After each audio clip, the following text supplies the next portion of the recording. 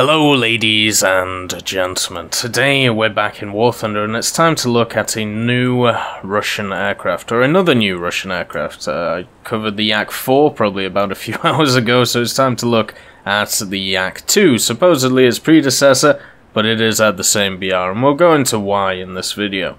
It is once again a rank 1 battle rating 2.3 vehicle, on the exact same playing field as the Yak-4, just in a slightly different part of the tree. And the main differences between the two machines are, first of all, its engines. So the Yak-2 KAAB rocks the Klimov M103A 12 cylinders, whereas the Yak-4 has the Klimov VK105R 12 cylinder. So you can see there are slight differences between the engines. Supposedly the Yak-4 engines are more powerful, but it doesn't seem to make any difference in the game. Both of these machines pretty much travel at the same speed, have very similar accelerations. If there are any differences, it is either negated by the fact that the Yak-4 has to take bombs, or it's negligible and therefore doesn't really matter. This is an attacker labeled in-game, so it does get an attacker spawn, generally about 1,000 meters off the ground, which is nice. And if we look at the armor, it has the same armor as the Yak-4, only the seat for the pilot there, meaning that the engines are just as weak as before if they're able to get hit. So the main difference, which isn't just the engines, is the fact that the Yak-2 KAAB is packing some guns. As you can see here, under the fuselage, just under the pilot, you have two 20mm Shevak cannons and also two 7.62mm Shikasses.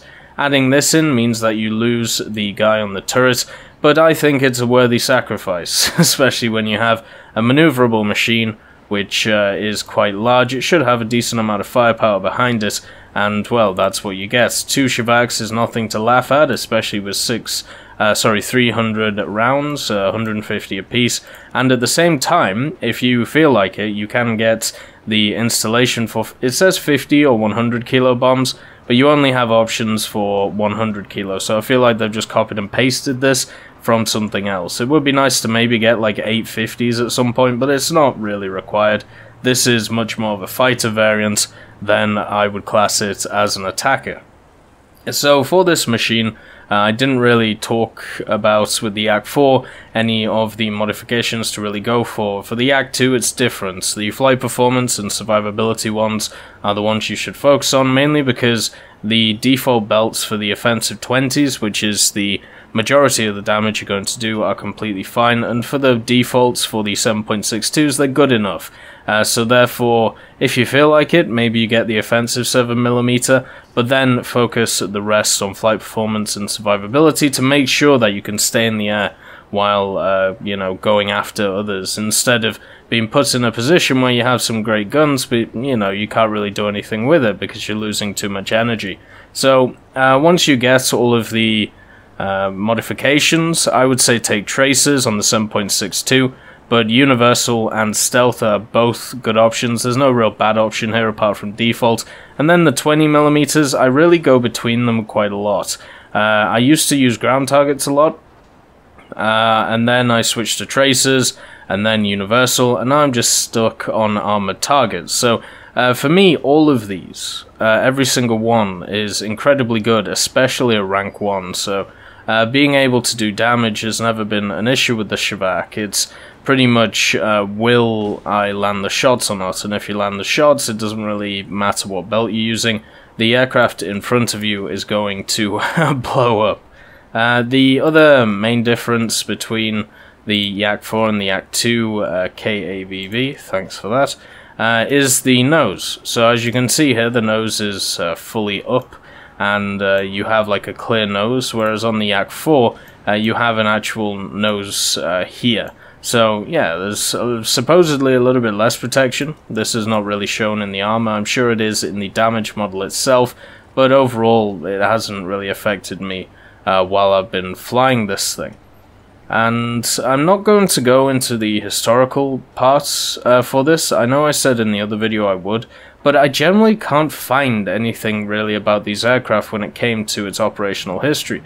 The only things I can really find are the fact that they didn't do too well they performed okay in their role which they were supposed to, which was like photo reconnaissance plane, which was quite nippy, so it could get in and get out of there. But when it came to the Yak-4 and the Yak-2 themselves, they generally weren't very good, and they just had better options, which is pretty much how it is in War Thunder anyway. But what you get out of the Yak-2 KAAB is pretty much a slightly worse version of the I-29, and we all know the I-29 is a bit of a monster. So instead of the historical section, I think we'll just go straight into the gameplay, and then I can have a chat about it and talk about why I like it. So something that I called out the Yak-4 for was the fact that it doesn't really have a defined role in the battlefield, or at least every role that you can take in the battlefield can be done by something better, whether it's an IL-2, an AR-2, any of the number of fighters that you have. Now, with the Yak-2, a similar thing could be said, where at 2.3 you still have a hell of a lot of fighters which are incredibly good at what they do, especially stuff like the Yak-7B and the MiG-315BK. But for me personally, the Yak-2 has pretty much outshone a lot of those in my experience, and the main reason for this is because, well, you get that airspawn. The 1000-meter airspawn may not seem like a lot, but when you factor in the fact that you are able to spawn at speed, you're able to not have to get off the ground, have that initial acceleration, it means that you can get across the battlefield a hell of a lot faster than the majority of your teammates, and because you're still in a machine which is able to climb pretty well, and able to have a good top speed, going after bombers is one of the easiest things to be able to do. And therefore, instead of being in one of the Russian fighters, maybe struggling to get up to the bomber altitude before they hit their targets, the Yak-2 can do it in style, pretty much. And it's able to take out bombers very easily, especially with its 220mm, and once it's done that, then you can go out and help your fighters, which are fighting everybody else on the battlefield. So the way I approach this aircraft is very similar to how I talked about the Hornet.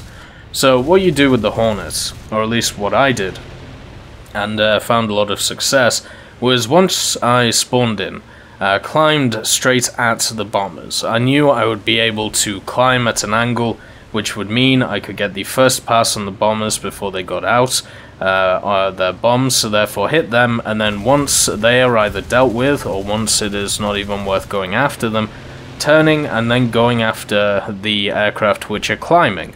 Now, with something like the Yak-2, the stage which changes is the part post-bomber attack. So you have to reassess the situation with the Yak-2, because it's not as fast as something like a Hornet, and the general map that you get on, such as Korea or Mozdok, is a lot larger than something like Hokkaido. So therefore what you have to do is reassess where you are after you've hit the bombers and see whether it's worth going after the fighters, or whether it's worth trying to track down some other people who might be all over the map.